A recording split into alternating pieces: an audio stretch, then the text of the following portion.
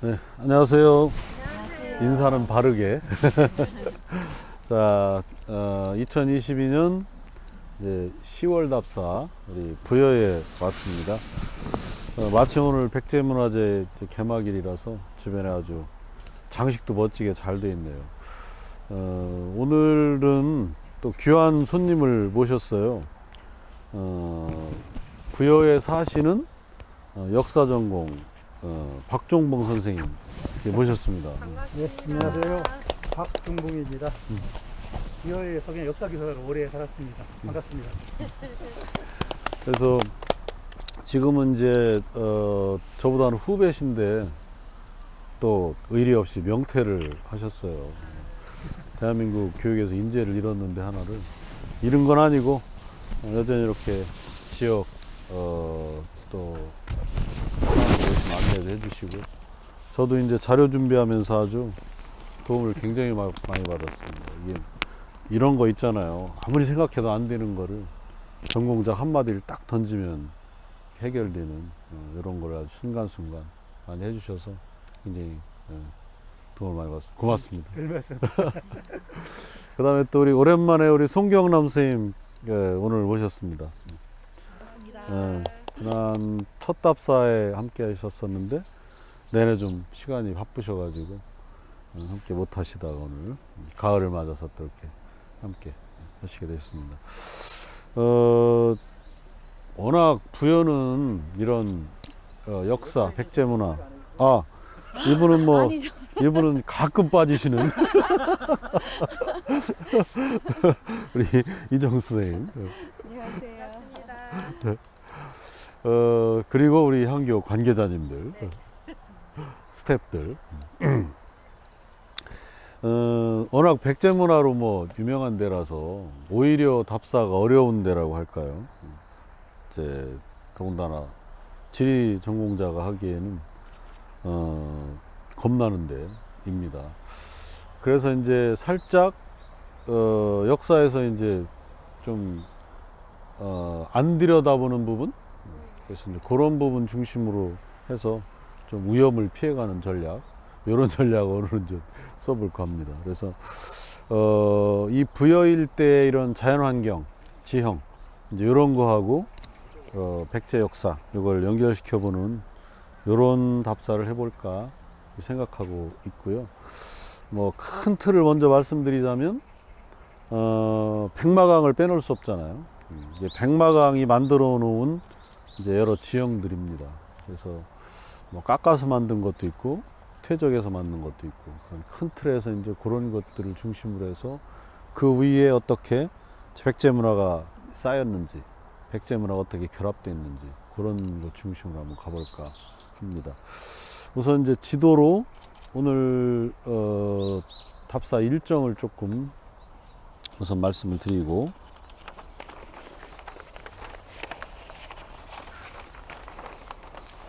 우리 손님 이거 들으시면 안 되는데. 괜찮습니다. 이런 손님이 이런 즐거움이 있어야지.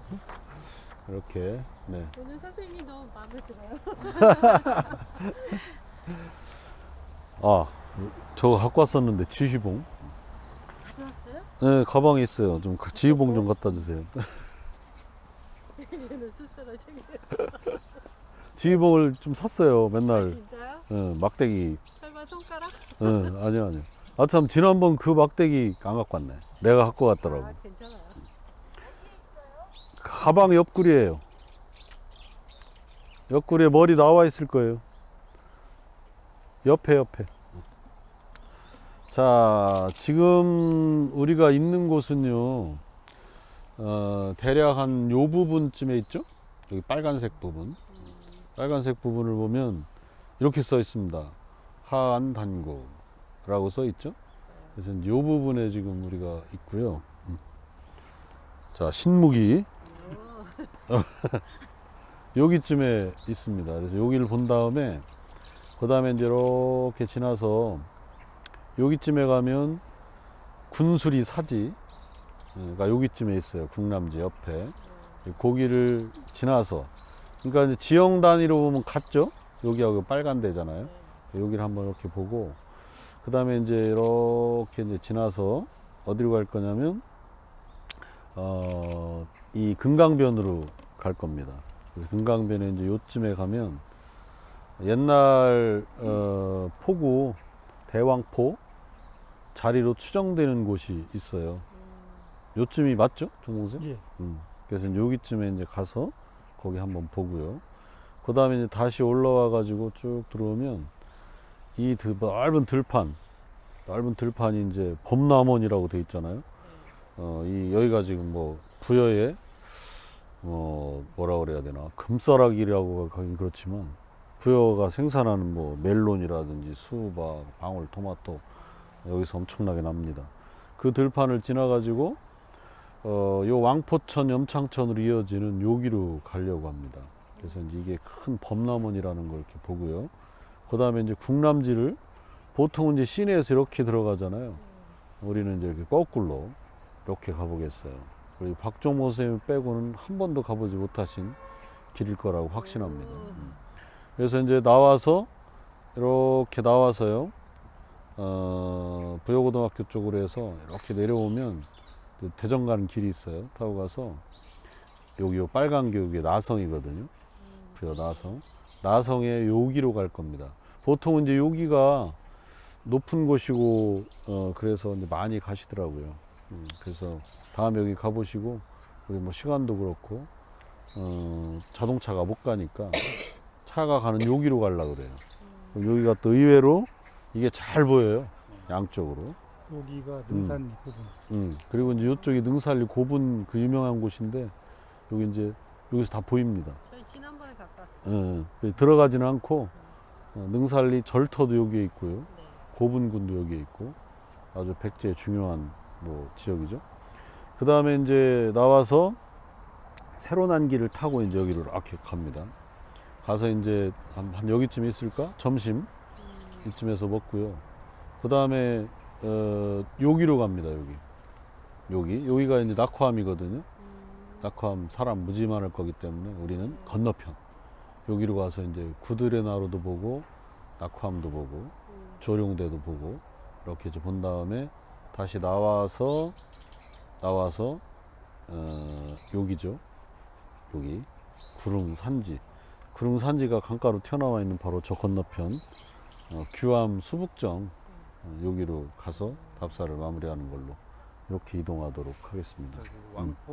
왕포리에서 하천 타고 쭉 들어가면 이게 바로 나선 시작점이거든요. 여기서 이렇게 나가면 이게 금방 가는데 그래갖고 이렇게 들어와서 이렇게 점심 먹으러 가면 왔다 갔다 안 해도 되는데. 그렇게도 되는데 그 코스. 예, 국람지를 이걸 들어가야 되기 때문에 그래서 여기서 이 길 나오면 공남지로 들어가잖아요. 여기서 여기에 다리고 이게 도로거든요. 이 다리 전에서 보신다는 거잖아요. 그러니까 이렇게 가서 이거 금방 가요. 보면 이렇게 여길 따라서 나오면 공남지로 들어가죠. 여기하고. 이제 나도 지난번에 이렇게 왔는데 네. 요게 차를 만나면 골치 아픈 길이에요. 우리 차 세 대가 움직여야 돼. 그러면 여기가 골 아프거든요. 그래서 그 구간을 최대한 짧게 하려면 요거만 냇물 타고 가면 돼. 여기만 큰 길로 나가서 이렇게 다 큰 길로 움직이는 거예요. 여기가 요 구간이 마의 구간이야. 네, 그래서 그냥 원래 계획대로 이렇게 가겠습니다. 네, 그 다음에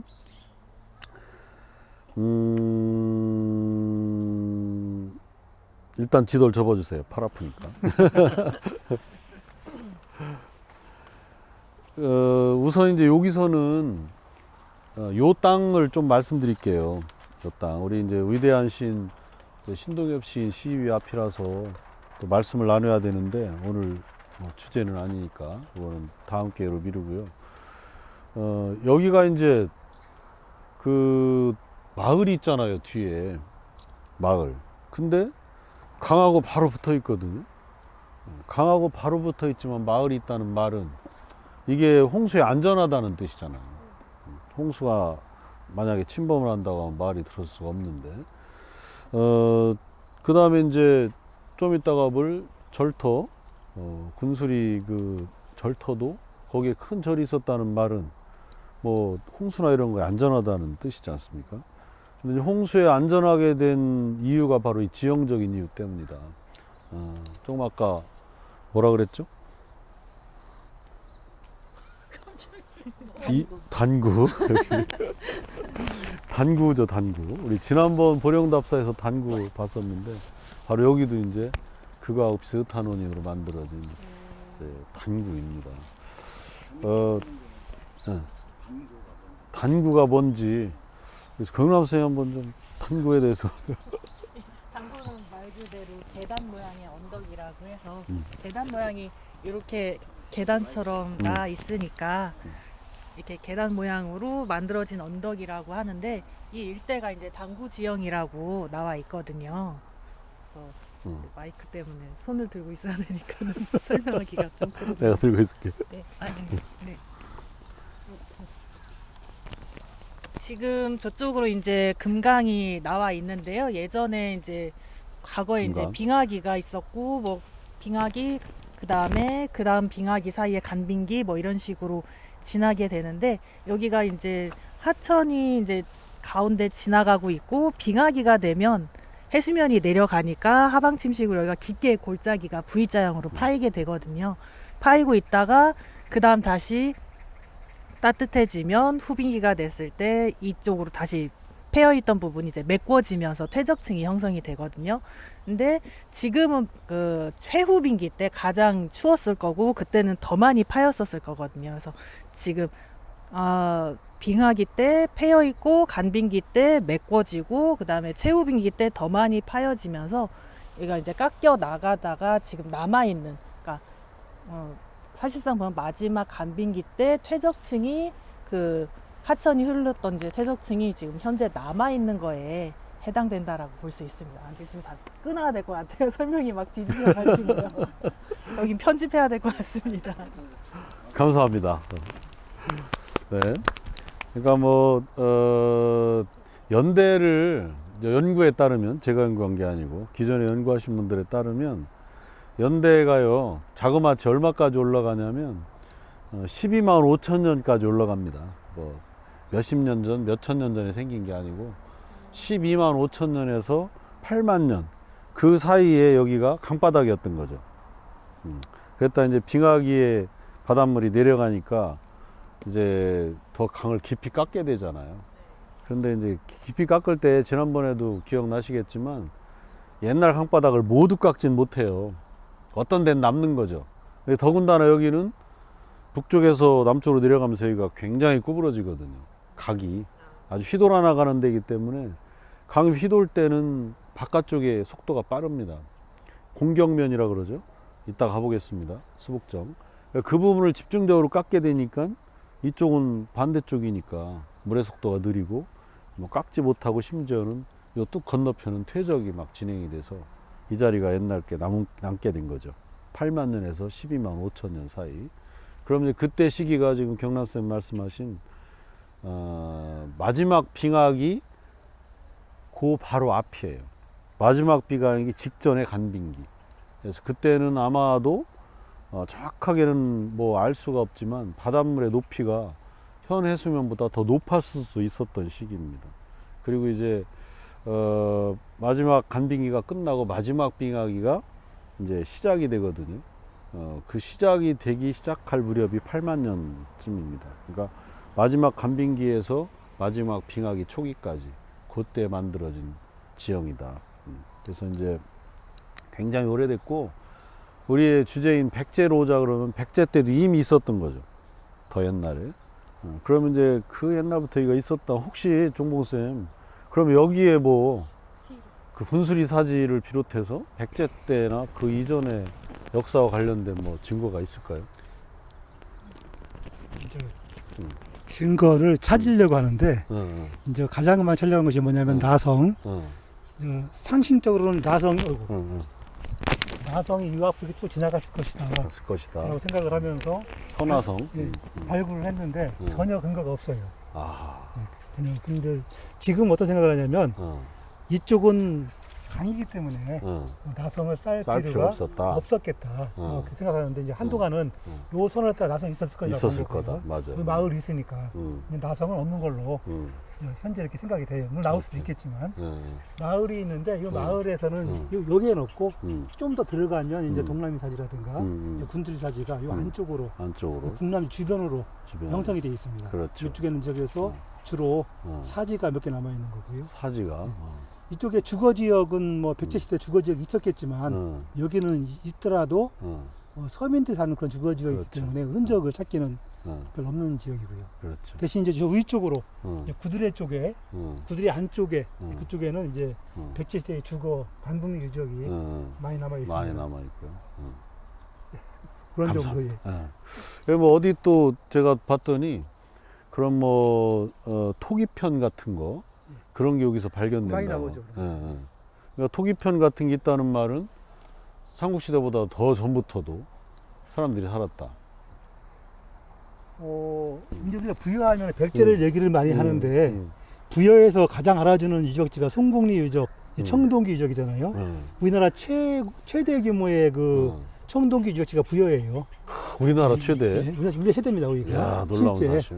그런데 사람들이 이제 백제만 생각하니까. 그런데 송곡리가 어디죠? 송곡리가 이제 부여에서 논산 가는 초천년 중간 초천. 정도, 중간 정도 지역입니다. 거기에 아주 거대한 우리나라의 대표적인 청동기 유적이 있었다는 얘기는 오호. 뭐 청동기 시대에 여기가 사람이 많이 중요한 살았다. 주거 지역이었을 때고, 네. 그럼 당연히 그 이전에도 있겠죠. 어. 우리 부여에 우리가 이제 잘 모르고 있는 게 뭐냐면 고인돌, 이 고인돌이 24개인가 정도 있어요. 어허. 곳곳에 청동기죠. 강 건너에도 있고요, 은산 쪽에도 있고 구릉 쪽에도 있고. 음.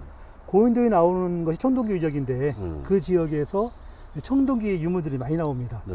우리가 만 동검이라든가 음. 많이 나오고 있거든요, 네, 그곳에서. 네, 네.